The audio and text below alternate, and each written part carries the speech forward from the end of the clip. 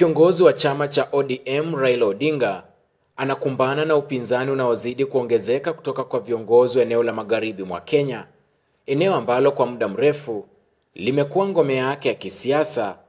DJ, pana leta mchanganyiko.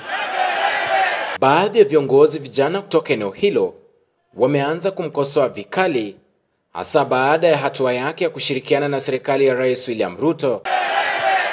Nataka lero ni lero.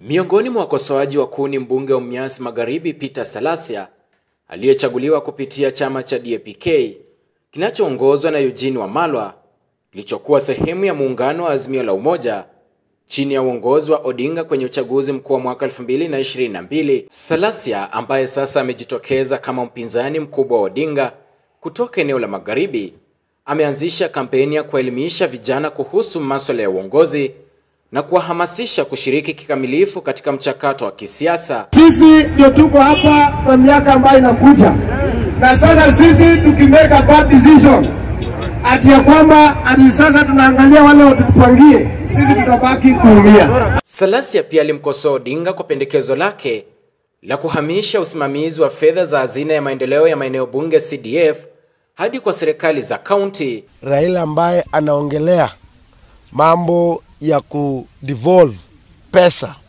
irudi kutoka Nairobi ikuje chini katika mwananchi, yeye leo hii ndio anapinga. Viongozi wengine kutoka eneo hilo akiwemo gavana wa Trans Nzoia George Natembeya wameeleza hisia sawia, wakimtuhumu Odinga kwa kuwasaliti wafuasi wake kwa kushirikiana na serikali ya Kenya Kwanza. Mambo ya Raila lazima tunaanza kuikataa. Mimi nilikuja hapa nikaombea Raila kura usiku na mchana, nyinyi mnajua. Au kunipatia hata shilingi moja. Mimi mwenyewe nilikampenia yeye. Na for the first time in history Raila akapata kura Trans Nzoia, si ndio? Hauwezi kudanganya Wakenya miaka yote ama namna gani? Unapambana na Moi, unakushikana na Moi. Unapambana na Kibaki, unashikana na Kibaki. Unapambana na Uhuru, unashikana na Uhuru. Unapambana na Ruto, unashikana na nani?